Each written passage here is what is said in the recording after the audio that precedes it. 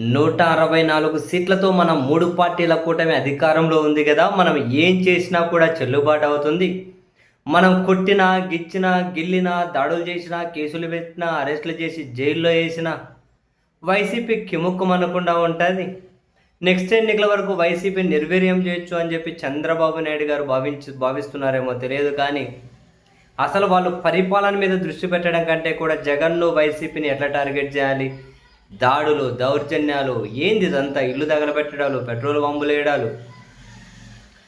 So వాళ్ళు ఆ విధంగా తప్పులు చేసుకుంటూ పోతూ ఉంటే బరితెగించి ఇటు వైఎస్ఆర్ కాంగ్రెస్ పార్టీ వాటిని సమర్థవంతంగా ఎదుర్కొంటూ ఉన్నారు. ఎక్కడా వెనక్కి తగ్గడంలే.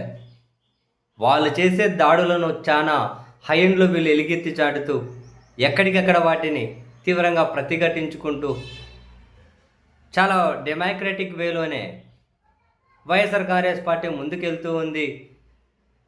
వైసీపీ ఏమో ఎక్కడా తగ్గట్లే, ప్రభుత్వాన్ని చెడు కూడా ఆడుకుంటూ పోతూ ఉన్నారు.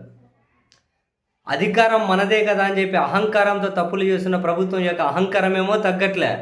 వైసీపీ చెడు కూడా ఆడుతుంటే వాళ్ళ అహంకారం ఇంకా పెరిగిపోతుంది. ఎందుకంటే అధికారం ఉంది, చేతిలో వ్యవస్థలు ఉన్నాయి కదా. అందుకని చెప్పి వాళ్ళు తప్పుల మీద తప్పులు చేసుకుంటూ పోతూ ఉన్నారు. వైఎస్ఆర్ కాంగ్రెస్ పార్టీ వీళ్ళ ప్రతిఘటన పెంచుతూ మరిన్ని తప్పులు అధికార పార్టీ చేసే విధంగా వీళ్ళ ప్రతిఘటన ఉంటూ ఉంది. ఎవరైనా కనుక అహంకారం పూరితమైన వాళ్ళు కాకపోతే పాలకులు, ఇగో ఆటిట్యూడ్ ఉన్న వాళ్ళు కాకపోతే పాలకులు ఏం చేస్తారు? అరే మన తప్పును సరిదిద్దుకుందాము అని చెప్పి అనుకుంటారు ఎవరైనా. కానీ ఇక్కడ వీళ్ళు ముఖ్యమంత్రి చంద్రబాబు నాయుడు గారు ఇలా లేకున్నామండి ఇంతకుముందు. ఈ మధ్య తాను అట్లా తయారయ్యారు, వాళ్ళ కుమారుడు, ఇంకా ఆయన ముఖాన ఉప ముఖ్యమంత్రి అని ఉన్నారు. ఇంకా మనం ఆటిట్యూడ్, అహంకారం గురించి మాట్లాడాలి అంటే ఇంకా టన్నులు కనిపిస్తుంది ఆయన బాడీ లాంగ్వేజ్లో కూడా. సో వీళ్ళంతా మన మీదనే, మన ప్రభుత్వం మీదనే, మన మీదనే వైసీపీ పైచేయి సాధిస్తుంది, కుదరదని చెప్పి వాళ్ళు మరింత దూకుడుగా, మరింత బరి తెగించి వ్యవస్థలను అడ్డు పెట్టుకొని తప్పుల మీద తప్పులు ఎన్ని తప్పులు చేస్తారు? వాళ్ళు తప్పులు చేసుకుంటూ వెళ్ళే కొద్దీ వైసీపీ ఎక్కడైనా తగ్గుతూ ఉందా? అధికారంలోకి రాగానే చంద్రబాబు నాయుడు గారి సర్కార్ విపరీతమైన దాడులు చేశారు. ఆంధ్రప్రదేశ్ చూసి ఉండదు. బహుశా ఇప్పుడు 2 ఏళ్ళు కావస్తుంది, అవి మర్చిపోయినారని చెప్పి ఎవరైనా అనుకుంటున్నారేమో. ఎవరూ మర్చిపోలే. 2024 జూన్ 4 ఎన్నికల ఫలితాలు వస్తే అప్పటి నుంచి ఇమ్మీడియట్గా ఎన్నికల ఫలితాలు వచ్చిన దగ్గర నుంచే అసలు ఆ నెక్స్ట్ వారంలో జరిగిన దారుణాలు ఎవరు ఇమాజిన్ కూడా చేయలేరు. నడి రోడ్డు మీద రాక్షసత్వం, నట విశ్వరూపం చూపించింది రాక్షసత్వం, బరితెగింపులు. అవి ఎవరు మర్చిపోలే. మరి అక్కడి నుంచి మొదలైతే వైఎస్ఆర్ కాంగ్రెస్ పార్టీ వాళ్ళు ఎక్కడైనా తగ్గుతూ ఉన్నారా? సినిమాలో కూడా చూడంత దారుణంగా నడి రోడ్డు మీద నరికి అవతలు పడేసుకుంటూ వచ్చారు. కేసులు, అరెస్టులు చెప్పక్కర్లే, దాడులు, దౌర్జన్యాలు చెప్పక్కర్లే. మాజీ మంత్రుల ఇళ్ల మీదనే పెట్రోల్ బాంబులేసి తగలబెడుతూ ఉన్నారు ఈ స్థాయి వరకు కూడా. ఒక పక్క పాలకపక్షం అంతా, మరొక పక్క వాళ్ళ పత్రికలు, వాళ్ళ టీవీ ఛానళ్ళు నిత్యం వైసీపీని టార్గెట్ చేస్తున్నాయి. ఎక్కడ తగ్గుతూ ఉన్నారా? ఏ విషయంలోనే కనుక ఇప్పుడు చర్యకు ప్రతిచర్య ఉన్నట్లు వీళ్ళ దాడులు, దౌర్జన్యాలకు ప్రతిగా వైసీపీ కూడా అదే పని చేస్తే రాష్ట్రం ఏమైపోతుందో ఎవరు ఇమాజిన్ కూడా చేసుకోలేరు. మధ్యలో పోలీసులు ఉండొచ్చు, ఆ పోలీస్ వ్యవస్థలు ప్రభుత్వానికి అనుకూలంగా ఉండొచ్చు, వాళ్ళ చేతుల్లో ఆయుధాలు ఉండొచ్చు, అదంతా తర్వాత సంగతి. కానీ ప్రతిఘటన వరకు వైసీపీ వెళ్ళడంలే. డెమోక్రటిక్ వేలోనే ప్రతిఘటన వాళ్ళు చూపెడుతూ ఉన్నారు.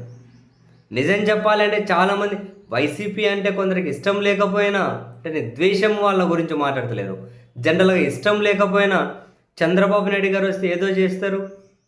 ఇంకా ఈయన జుట్లో చేయి పెట్టి ఎన్నికెగదోసి మాటలు, అబ్బో హిమాలయాలంతా నీతులు చెప్పి ఆయన వస్తే ఏమో చేస్తారని చెప్పి ఎక్స్పెక్ట్ చేసిన వాళ్ళు, వాళ్ళ ఎక్స్పెక్టేషన్స్ మొత్తం నీరు గారిపోయి, అరే జగనే మేలు కదా, జగన్ పీరియడ్లో ఇన్ని దాడులు జరగలేదు కదా, జగన్ పీరియడ్లో ఇన్ని దౌర్జన్యాలు జరగలేదు కదా, జగన్ ఉన్నప్పుడు ఇన్ని అరాచకాలు లేవు కదా, జగన్ ఉన్నప్పుడు ఇంత చెత్త రాజకీయం లేదు కదా అని ఏమనంటే తెలుగుదేశం పార్టీ ప్రధాన కార్యాలయం మీద ఒకసారి దాడి చేసే ప్రయత్నం, దాన్ని అందరూ కండెమ్ చేశారు. ఎందుకని? తెలుగుదేశం పార్టీ ప్రధాన కార్యాలయంలో కూర్చొని ముఖ్యమంత్రిని బోసడీకే నా కూడా అని తిట్టిపితే అటువైపు నుంచి రియాక్షన్ ఉందేమో. మనమేందని దాన్ని ఎంకరేజ్ చేయము, ఎవరు ఖండిస్తారు. అదొకటి తప్ప, అది కూడా వీళ్ళు అంత దారుణంగా తిట్టినందుకు అది కూడా ఏదో మామూలుగానే జరిగింది. పెట్రోల్ బాంబులు వేసినా తగలబెట్టిన అవన్నీ కాదు. అవి తప్ప ఇంక మనం మాట్లాడుకోవడానికి ఏమీ లేవు. ఉండకూడదు. ప్రజాస్వామ్యంలో దాడులేంటి, ప్రజాస్వామ్యంలో దౌర్జన్యాలేంటి ఎవరైనా? సో మరి వీళ్ళకంటే జగన్ చాలా మేలు కదా అని చెప్పి చర్చ ఆల్రెడీ స్టార్ట్ అయిపోయింది. సో వైసీపీ ఇంతే ఎఫెక్టివ్గా ప్రతిదీ కూడా డెమోక్రటిక్ వేలోనే. అంబటి రాంబాబు ఇంటి తగలబెట్టారు, జగన్ గారు వెళ్ళారు, నెక్స్ట్ తర్వాత నాయకులు వెళ్ళారు, పరామర్శిస్తున్నారు, ర్యాలీలు జరుగుతూ ఉన్నాయి. జోగి రమేష్ గారి ఇంటిని అటాక్ చేశారు, జగన్ గారు వెళ్ళారు, తర్వాత బోచ్చా గారు వెళ్ళారు, అందరూ నాయకులు వెళ్తూ ఉన్నారు, పరామర్శలు అన్నీ జరుగుతూ ఉన్నాయి డెమోక్రటిక్ వేలోనే. నేషనల్ హ్యూమన్ రైట్స్ కమిషన్ చెబుతున్నారు, కోర్టులకు వెళ్తున్నారు, కంప్లైంట్ చేస్తున్నారు, పార్లమెంట్లో లేవనెత్తున్నారు, అంతే తీవ్రంగానే ప్రతిఘటన. సో మరి వాళ్ళ ప్రభుత్వం మీద ఒకవైపు వ్యతిరేకత ఉండి ఇప్పుడు వైసీపీనేమో అడ్డదారులు ఎదుర్కోవడం తప్ప స్ట్రైట్ దారులు ఎదుర్కోలేమని చెప్పి కూటమి నమ్ముతూ ఈ అడ్డదారులు ఎదుర్కోవాలి అంటే తప్పుల మీద తప్పులు వాళ్ళు చేసుకుంటూ వెళ్ళి ప్రజల దగ్గర ఎంత చెడ్డ పేరు మూటగట్టుకుంటూ ఉన్నారో చాలా సింపుల్గానే అంటున్నారు జనం కూడా. అరే ఇట్లాంటి వాళ్ళు పాలకులైతే ఎలా, ఇంత దారుణంగా ప్రవర్తించే వాళ్ళ చేతిలో అధికారం ఉంటే ఎలా అని చెప్పి జనాలే మాట్లాడుకునేంత వరకు వచ్చింది పరిస్థితి. చాలా తక్కువ టైంలోనే జగన్ చాలా మేలు అనే చర్చ వరకు వచ్చింది. జగన్ ఉన్నప్పుడు ఇట్లాంటివి ఉండేనా? ఇటువంటి దరిద్రాలు ఉండేనా? రోజు జగన్ ఉన్నప్పుడు ముఖ్యమంత్రి స్థాయిలో వ్యక్తి మంత్రులు అందరూ ఏం మాట్లాడుతుండ్రి? ఎవరో ఒకరిద్దరు ఘాటుగా మాట్లాడదు తప్ప, బూతులు కాదు ఘాటుగా మాట్లాడదు తప్ప ఒకరిద్దరు. మిగతా జగన్ నుంచి అందరూ ఏం మాట్లాడుతుంది?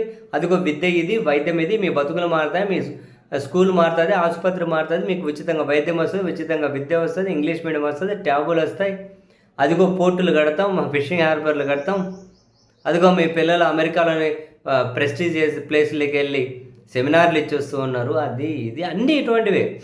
అదిగో మహిళలకు అండగా ఉంటూ ఉన్నాం, అదిగో మహిళలకు ఈ పథకం ఇస్తూ ఉన్నాం, వాళ్ళకి ఈ పథకం ఇస్తూ ఉన్నాం, ఈ నెలలో ఈ పథకం ఈ విధంగా అమలు చేయబోతున్నాం, ముందే క్యాలెండర్ రిలీజ్ చేసేవాళ్ళు. అదిగో మా ఏ పార్టీ వాళ్ళైనా పర్వాలే, సంక్షేమ పథకాలు ఇచ్చేటప్పుడు పార్టీలు చూడకండి, ప్రాంతాలు చూడకండి, వాళ్ళు మనకు ఓటేసారా లేదా చూడకండి, అర్హులైన ప్రతి ఒక్కరికి దక్కాలి, ఇట్లాంటిది ఉంటుండే పాలన. కానీ ఇప్పుడు వీళ్ళు లేచిన దగ్గర నుంచి ఒకటే చెత్తరాజకీయం. వీళ్ళు చేసే వాటివన్నింటినీ వైసీపీ చెడుగుడాడుతుంది. వీళ్ళ ఫ్రస్ట్రేషన్ ఏమో పెరిగిపోతుంది, తప్పుల మీద తప్పులు, అసలు చెరిగిపోని తప్పులు చేస్తుంది ప్రస్తుత కూటమి ప్రభుత్వం.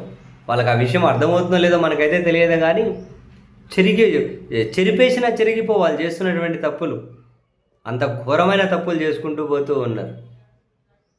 దానికి మళ్ళీ కొందరు పత్రికలు, టీవీ ఛానళ్ళ ముసుగులో పార్టీల పిఆర్ కన్సల్టెన్సీలు అవి, అటువంటి వాళ్ళు మద్దతు ఇచ్చి అసహించుకుంటున్నారండి జనం. మారరా కొంచెం కూడా వీళ్ళు?